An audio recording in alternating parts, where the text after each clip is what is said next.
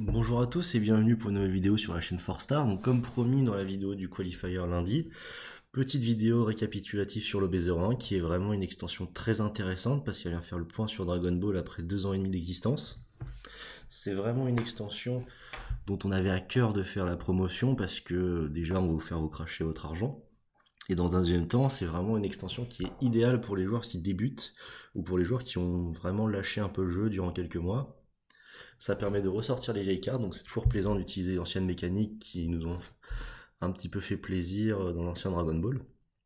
Et il y a des nouvelles mécaniques qui viennent, et qui notamment en termes d'éveil et d'activate main, parce qu'il y a moins d'auto, ça fait plaisir, c'est des nouvelles mécaniques, c'est de bon augure pour la suite.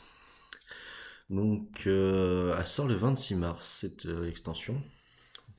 Donc 57 reprints, 68 nouvelles cartes, donc je vais présenter les reprints juste après, les plus importantes. Parce que dans cette extension, c'est pour ça aussi qu'elle est vraiment idéale pour les nouveaux joueurs, c'est qu'il y a vraiment des playsets de reprint très importantes. Parce qu'on a tous commencé au jeu, on a tous commencé même à différents TCG, et la plus grande difficulté quand on commence à jeu, c'est qu'on ne sait pas quoi acheter. Donc c'est bien si on a des bons joueurs pour nous conseiller quoi acheter. Par exemple, moi quand j'ai commencé, j'ai acheté 4 Senzu 4 euros, 15 euros quoi. C'est un coup. Là, spoiler, il y a des Senzu dans l'extension, ça fait plaisir de les avoir en commune x4 quoi. C'était des communes BT1 mais c'était cher. Donc dans un premier temps, petite présentation des reprints, voilà, voici les ratios, donc il y a 60 communes, 30 reprints, 15 d'une commune, 17 reprints, 18 rares, 6 reprints rares, dont 2 qui sont spéciales parce qu'elles sont reprint en rare, mais c'est des cartes c'est des reprints de starter deck, donc c'est plaisant, pas besoin de racheter les starter deck pour les avoir, c'est cool. Super rare, il y en a 4 reprints et du coup 12 nouvelles. Donc les 4 super rares reprints, c'est vraiment un petit peu le fer de lance euh, qui donne envie d'acheter cette extension, parce que c'est 4 vraiment super rares qui ont un peu marqué la méta récente. Donc il y a le Vegeta. Donc le Vegeta, il fait le taf, hein, c'est un cleaner de board. Si votre leader est rouge, réduisez le coût d'énergie de cette carte par 2. Donc il a le petit mot-clé counterplay, donc c'est-à-dire que si tu peux le poser pour 3 pendant ton tour, tu mets moins 20 000 à toutes les battles. Et si tu le fais pas en tour adverse en utilisant sa fenêtre de contre, parce que c'est un counterplay, bah tu as le même effet et en plus, tu vas donner plus 5 000 à ton leader pendant tout le tour. Donc à son époque, hein, on peut dire qu'il a fait de gros ravages dans les decks Broly Surge. Il a fait le taf.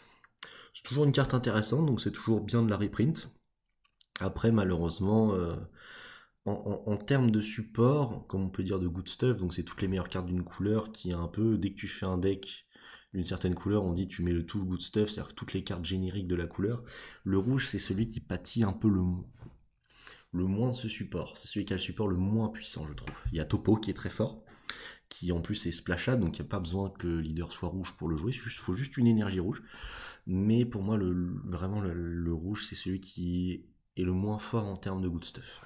Mais cette carte est très bonne, hein, dans les decks rouges, dans pas mal de decks rouges, elle peut être jouée. Peut-être en side, au moins, à minima au side.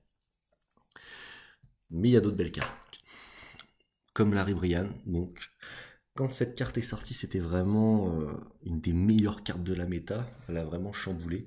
Ça a donné un énorme up au deck vert. En même temps, le design de la carte correspond parfaitement aux decks verts qui sont des decks N-Control.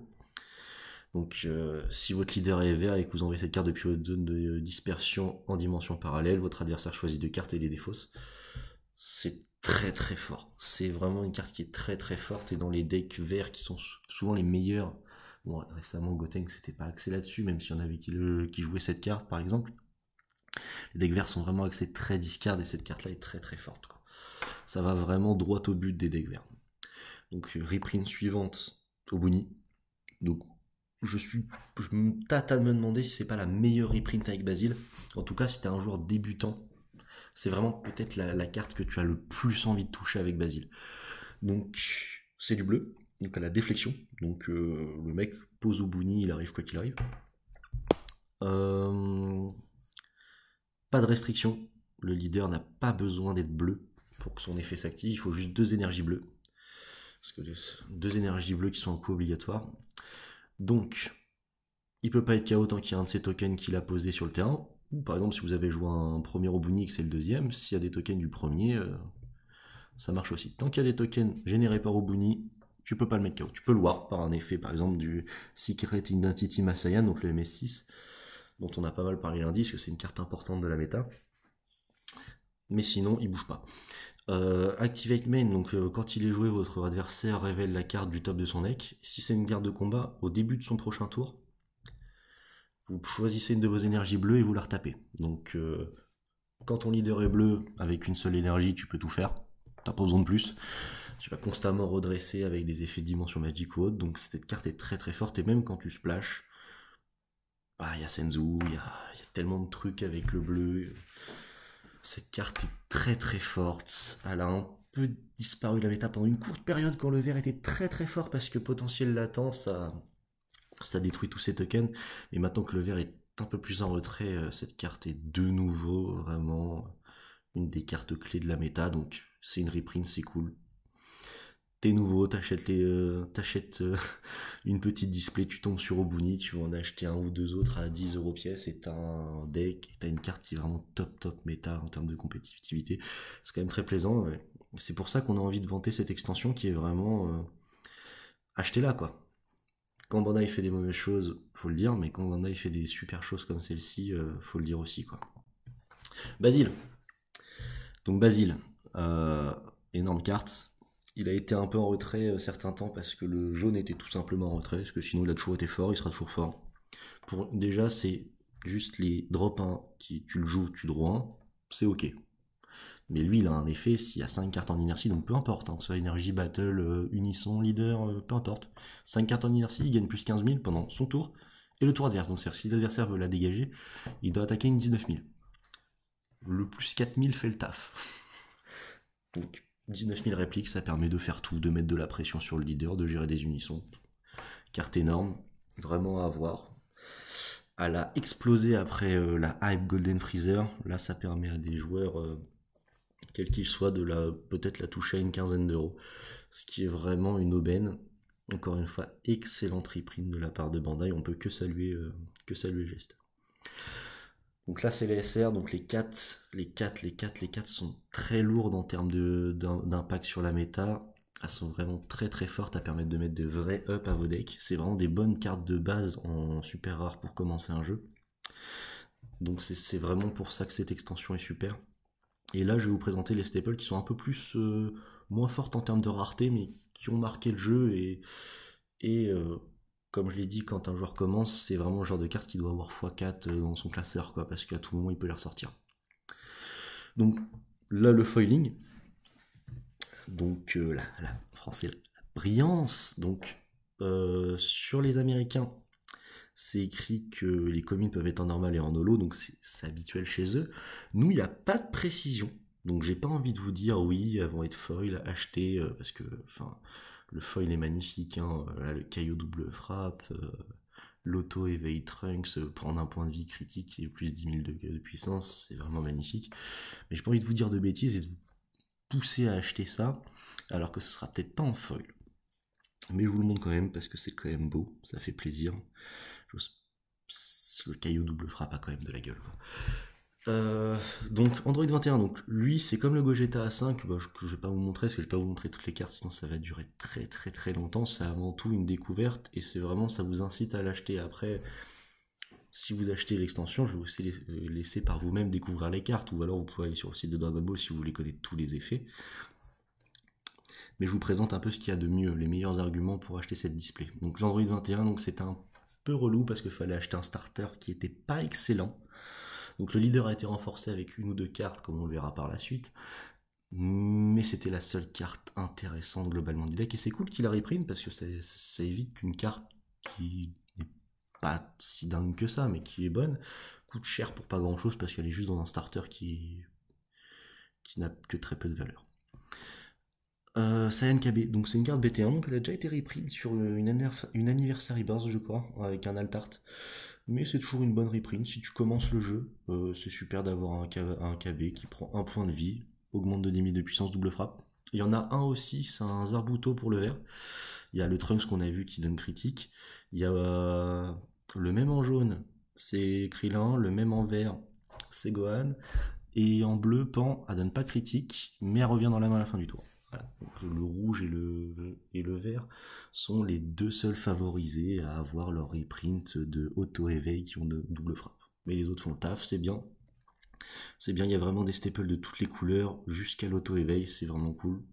T'es un beginner, t'es très content d'avoir tout ça parce que c'est des cartes, tu vas les acheter sur des sites internet si t'as pas la chance d'avoir des mecs qui regorgent de staples dans ta boutique. Enfin, faut avoir accès à une boutique en ce moment, j'ai envie de dire. Où tu vas payer plus de frais de port qu'autre chose. Donc c'est vraiment une super playset à avoir, quoi. Donc Paragus, donc cette carte-là est une reprint qui est vraiment nécessaire au jeu. Non, j'abuse pas, non. Je vais te dire forceur, mais donc qui vient du starter Broly BT6, le Broly vert. Donc le starter coûtait 15€, il y avait 2 Paragus dedans, que 2 Paragus, donc il fallait acheter 2 starters à 30€, et en gros les Paragus à l'unité valaient 7€, c'était en fait les 2 Paragus valaient le starter. C'est-à-dire que tu jouais ou tu jouais pas Broly vert, t'achetais tes 2 starters pour avoir cette super combo, c'est la meilleure super combo du jeu encore à l'heure actuelle, donc il faut que les leaders soient verts. Tu pioches 2 cartes, et tu dégages une brique en warp. C'est fort. Par exemple, récemment, il y a les cartes qui sont sorties en super combo. Tu mets une carte sous le deck et tu pioches 2. Là, tu pioches tout ce que tu peux piocher jusqu'au max. Donc 2 cartes, ce qui est énorme. Enfin, pour les fans des mathématiques, piocher 2 au lieu d'1, c'est colossal. Et après, tu dégages ta brique. C'est même pas tu dégages une brique en premier, quoi. Donc cette carte est vraiment très forte et c'est vraiment une bonne reprint. C'est cool que tout le monde puisse l'avoir sans cracher une vingtaine d'euros, quoi. Senzu. Donc je pense que c'est quasiment la meilleure carte du jeu. Pour moi, c'est la meilleure extra du jeu. Pas de restriction de leader, donc splash up partout. Dès qu'il y a une énergie bleue, il est x4 dans tous les decks, depuis la BT1. Par 6 sort une carte qui met plus 10 jusqu'à la fin du tour ou qui retape 3 énergies. Cette carte-là sera tout forte tout le long du jeu, donc je vous promets rien, mais si elle est foil, un Senzu x4 foil, c'est d'une beauté incroyable. Donc il a été reprint sur 2 starters. Je me rappelle l'expansion, l'expert deck KBBT8. Après j'ai oublié, je me demande si c'était pas... Ouais, c'était le U6 et après je sais plus où il a été reprint, mais à chaque fois c'était x1. Donc c'était assez anecdotique. Là, c'est un vrai reprint, bien. Il y avait la version CDF aussi qui était avec un alternative foil qui était pas mal. Là, c'est vraiment un bon reprint, ça évite de mettre 10 balles dans des Senzu de BT1. C'est cool. C'est très agréable. N'importe quel joueur qui commence le jeu doit savoir ces 4 Senzu. C'est pour ça que cette extension est super. Pareil pour Quinto. Donc Quinto 1 en français. Donc ça contre l'attaque. Et si tu défausses une carte jaune de ta main, et ben jusqu'à la fin du tour, ton adversaire peut taper qu'une seule fois avec les cartes de combat. Donc à l'époque c'était encore plus fort s'il n'y avait pas d'unisson, donc si l'adversaire contre du jaune ou du splash jaune faisait l'erreur de taper leader en premier, c'était plus fort qu'au potentiel latent parce qu'en plus ça contrait l'attaque. Donc tu contrais, tu défaussais, il n'avait plus qu'une attaque jusqu'à la fin du tour. Donc t'étais bien.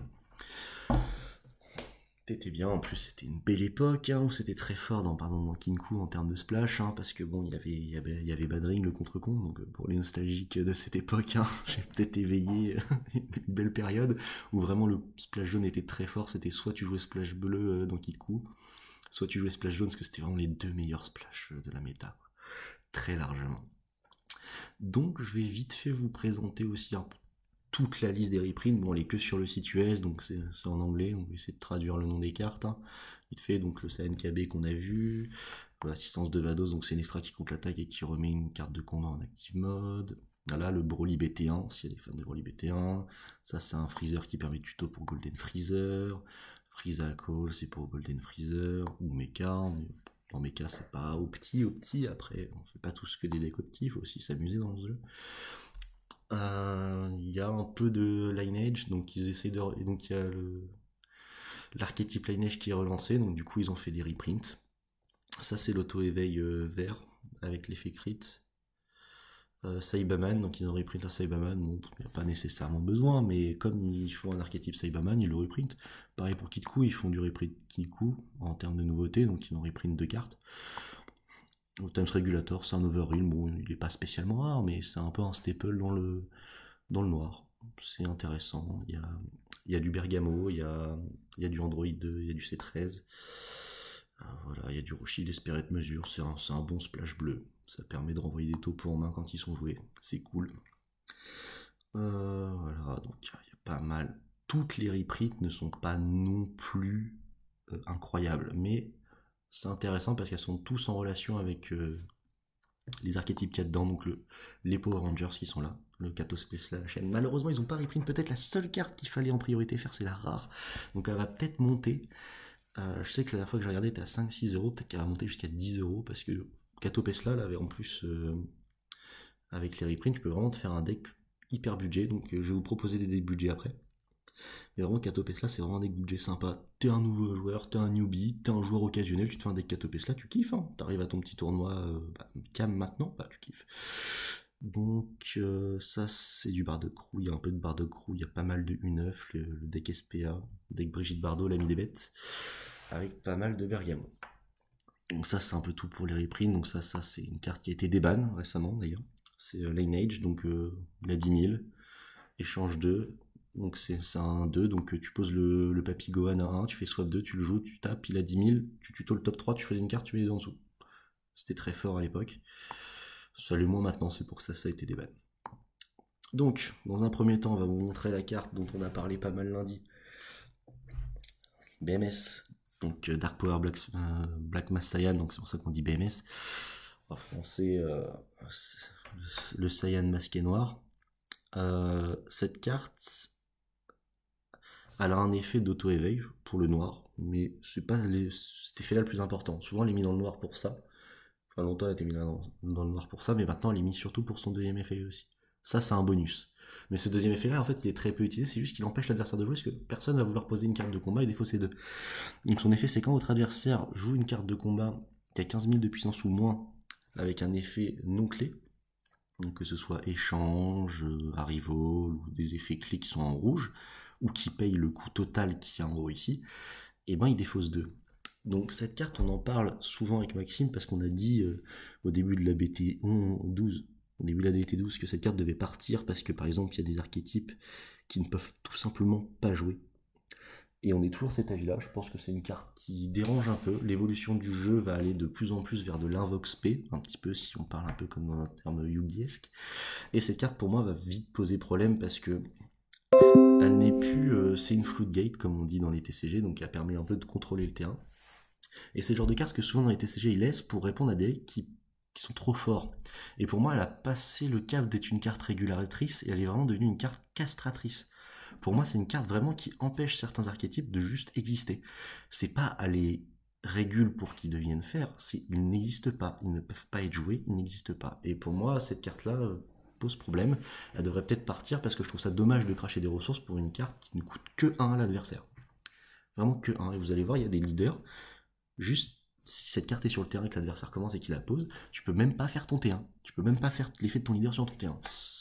C'est pas... Tu joues pas au jeu, quoi. C'est un peu triste. Donc, présenter quelques nouvelles cartes. Donc les nouveaux archétypes, comme je l'ai dit, qui sont intéressants. Donc, c'est pas forcément le plus fort. Mais c'est lui vraiment celui qui est le plus sensible à BMS de toute l'extension. Comme je vous l'ai dit, regardez son activation principale. Rajoutez une carte de votre main, une carte de haut point de vie à votre main. Jouez jusqu'à un Sebaiman depuis votre deck. Les Sebaiman, ils ont 15 000 de puissance ou moins. Donc tu fais ça, tu discardes 2, quoi. S'il a BMS sur le terrain. Si t'as pas pu le gérer tour 1. Donc tour 1, tu t'assois sur l'effet. Donc en fait, tu prends ton point de vie si t'as envie de prendre ton point de vie. Après, tu fais jusqu'à, donc tu le joues pas. Mais c'est dommage. Donc après, comme je vous disais, il y a des nouveaux éveils. Il y a des nouvelles formes d'effets leader de base pour jouer. Mais les éveils sont intéressants parce qu'on va avoir une évolution du jeu. Donc là, c'est pas un détapin piochant, c'est un détapin et joue 2 cartes depuis le deck. Donc c'est pas piochant, mais c'est un autre type de ressource. Et tu joues 2 cartes de combat. Donc c'est intéressant. Et ça combo pas mal avec l'effet quand il est éveillé. Donc toujours là, quand il attaque, il pioche pas. Mais il joue un Sabbaman du deck. Donc ça permet d'affiner le deck.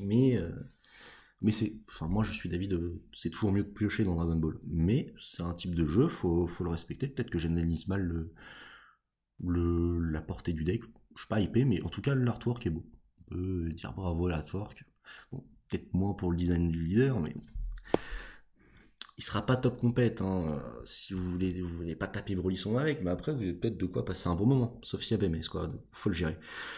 Donc activation principale qui peut être aussi intéressant, donc c'est regarder jusqu'à cette carte, vous pouvez tuto. Après du coup vous choisissez de la carte plutôt qu'en piocher. Donc c'est le problème. Par exemple si vous jouez topo, vous avez un leader qui ne pioche quasiment jamais à part ses points de vie, ses débuts de tour, c'est compliqué quoi. C'est pour ça que c'est mieux de piocher dans DBS. Donc les points forts de Nappa, c'est le board control, clairement. De toute façon, il y a la super combo Nappa qui existe, c'est une ulti. Donc globalement, ce deck va être axé sur de la reroll, je pense le plus opti c'est de jouer sur de la reroll vert rouge, donc c'est vraiment un deck, vraiment un archétype d'Arrival qui est vraiment sur du board control, et en plus quand on voit cet effet là, et qu'on verra après l'effet du Saibaman rouge qui est de mettre lui-même un malus de puissance, les contre rouges mettent des malus de puissance, c'est vraiment le board control, la contrôle de puissance, qui va vraiment être la caractéristique du deck. Mais comme je vous ai dit, les deux gros points faibles de ce deck là, c'est que tu ne pioches pas, ou peu. Comme j'ai dit aussi au début de vidéo sur le Vegeta, le rouge c'est peut-être un peu le pire boot stuff de la méta. On met de côté le noir, parce que le noir n'est pas vraiment une couleur comme les autres. Et ce deck est très très très très sensible à BMS. Bon, c'est un truc qui va revenir souvent, la sensibilité à BMS, mais lui c'est vraiment... tu lui mets BMS, s'il le gère pas, c'est assassin quoi. Donc, l'unisson. L'unisson Yamcha, l'artwork est magnifique. L'unisson est peut-être pas dingo. Donc, il y a certaines cartes qui sont pas super intéressantes, je vais les passer vite. Donc si vous voulez, vous mettez pause, vous lisez l'effet. Ou vous allez sur le site DBS Card Game. Voilà, ça combo, ça synergie avec le deck. Ça permet toujours pas de piocher, donc il y aura peut-être des unissons qui sont peut-être un peu plus forts, ou des decks qui sont plus forts, mais c'est toujours sympa de nouveaux archétypes. C'est bien aussi des fois de jouer fun. Hein. Lunch, c'est un renfort pour Lunch ou pour le leader Bulma héroïne, qui sera leader noir, donc je vous le présenterai en fin de vidéo. Vegeta, donc c'est une carte pas mal. C'est limite la plus forte, je trouve, qui fait tourner l'engine Saibaman. Après, à coup de 2, c'est une 10 000 K barrière. C'est pas la folie, quoi. Il prend un couleur, il est KO. Choisissez un de vos Saibaman, mettez le KO, ça permet de piocher. Mais c'est cher pour ce que c'est, quand même. C'est cher pour faire tourner le deck, je trouve. Nappa. Donc, si votre leader est un Nappa, quand cette carte est jouée, choisissez 2 Saibaman depuis votre deck aux dispersions, mélangez-les dans votre deck, et si vous... Voilà, c'est vous jouez, quoi. S'il y a BMS sur le terrain, tu discartes 4, quoi. Voilà, je vais pas non plus forcer toute la vidéo avec BMS, mais ça vaut 2, c'est cher. Ça permet de buff des Saibaman. Après, c'est marrant. Moi, j'ai bien aimé l'Arc Saiyan. J'exclus pas non plus le jouer en fun, mais si tu tombes face à un fort deck en tournoi, tu vas pas t'amuser avec tes Saibaman. Hein. Voilà, le contrôle de board, comme j'expliquais, voilà, c'est quand cette carte est mis KO, vous mettez moins 10 000 de puissance, donc vous pouvez choisir le trigger des effets. Un petit point rolling, donc quand cette carte est KO, parce que ça c'est le genre de carte que vous allez voir buff et taper avec quand à son inertie, et du coup l'adversaire va vous les gérer. Donc s'il est mis KO, vous faites d'abord l'effet leader, vous mettez moins 10 000 à une battle, et du coup si la battle passe à 10 000 de puissance ou moins, hop, vous choisissez l'ordre des autos et vous faites cet auto là en deuxième. Comme ça vous permet de directement terminer la carte de combat. Qu'elle quitte le terrain, pas qu'elle ait que moins 10 000, qu'elle soit vraiment explosée. Donc, une SR. Donc parmi les nouvelles SR, cette SR là est vraiment de très très bonne qualité, c'est vraiment une top SR. Elle a été designée pour le leader Vegeta qui est venu avec l'expansion 7 pour présenter les unissons. Donc l'unisson mettait un malus de puissance à Vegeta, donc auto de l'unisson il rajoutait de la puissance, ça faisait l'effet du Vegeta, donc du coup il gagnait réplique. Là en gros, quand votre adversaire a 3 sources d'énergie ou plus, juste pour un rouge, ça vous donnera une autre attaque de leader. Donc c'est cool pour le leader rouge. Donc pour le Vegeta, ça lui donnera une tri-off pour 1, si elle est l'effet de l'unisson. Et là, ça donne plus 5000 et une deuxième attaque de leader à tout le monde pour 1. Je trouve ça très correct. C'est vraiment une très bonne carte. Moi, je trouve que c'est une carte peut-être à mettre dans pas mal de decks rouges. Au moins en side, parce que des fois, c'est cool d'avoir plusieurs attaques de leader. Donc, attention, il annule les capacités clés, donc ne faites pas cet effet-là. Et après, sur l'attaque de leader, vous mettez tout avec une double frappe, parce que la double frappe, non, c'est pas possible, il la perdra, comme ça annulé jusqu'à la fin du tour. Donc vous avez donné double frappe et il va le perdre instantanément. Donc faites attention au niveau du ruling. Et c'est une carte, comme vous pouvez le voir, qui est assez polyvalente, parce que si votre leader est rouge, vous pouvez juste la défausser pour gérer une carte. Donc ça peut être cool. S'il y a des cartes qui vous gênent, s'il y a un bloqueur, s'il y a un BMS, c'est cool pour gérer. Donc cette carte, elle est un petit peu... C'est pas une carte qui va révolutionner la méta, donc les cartes qui sont pas très fortes, je vais les passer. Lui, il est pas très fort, parce que je vous montrerai après celui à 2, autant directement passer à celui à 2. Hein. Le 1 est pas très utile. Ça fait un peu tourner l'engine Saibaman. Donc si vous voulez la lire, mettez sur pause, mais ça permet de faire tourner l'engine. C'est pas la plus dégueu du deck. Ça, je vais juste en présenter une, parce qu'il y en a une par couleur, sauf le noir, parce que le noir, ils ont toujours pas envie de mettre des gros renforts sur le noir. Hein. Après, le noir a une grosse force de frappe et une bonne force de side. On va peut-être pas non plus rendre la couleur fumée, mais c'est très... À part pour peut-être le bleu, je crois que le truc a 10 000 de puissance, et le jaune, mais sinon, tout le temps, ça pose un jeton, et il a bloqueur. Donc c'est très intéressant, parce que le compte coûte cher 2, mais en fait tu vas jamais le payer 2, parce que tu vas utiliser cet effet permanent, qui ne demande même plus besoin d'un étincelle, comme on peut l'utiliser pour les contres de la BT5. Là en fait, si tu as 5 points de vie au moins, hop, tu payes juste un point de vie, quelle que soit la situation. Donc ça va te bloquer une attaque, et après ça va te donner un blocage. Donc si l'adversaire le gère pas, gère pas le blocage, tu vas générer 2 attaques. Donc là, petit dudut, petit point BMS. Si BMS est sur le terrain, et ben tu vas prendre ton point de vie, tu vas bloquer l'attaque, t'es obligé d'ouvrir le token, donc tu vas discard 2. Voilà, c'était le petit point BMS, hein, vivement qu'il soit ban. C16, donc C16, j'aime pas trop les arrivaux bleu-vert, je suis pas hyper fan de l'archétype, mais je trouve vraiment que le leader est intéressant. Déjà, dans sa phase non éveillée, il permet de cycler, donc tu discardes un, tu draw 2. C'est toujours fort, ça permet de cycler le deck, c'est toujours fort. En plus, quand on verra son effet éveillé, c'est super cool de pouvoir filer la drop avec des cartes que tu discardes plutôt que de combo. Donc là aussi, il a un éveil un peu spécial, donc 4 vies au moins, aussi un total de 5 sources d'énergie entre vous et votre adversaire. Donc si vous pouvez jouer le C13 ou C16, je sais plus, celui qui rentre, donc ça vous permet d'avoir plus vite 5 énergies, donc hop, c'est cool. Parce que pour 2, en fait, ça permettait de rajouter une carte en inertie, mais du coup, tu étais à 3 énergies T2, mais full tap. Donc là, du coup, si tu as 3 énergies T2, l'adversaire en a forcément 2, donc tu n'es pas full tap, tu vas retaper une énergie. Donc maintenant, on va voir tout. Donc permanent, ça permet en fait d'avoir les avantages d'avoir un deck monocouleur, donc c'est hyper cool.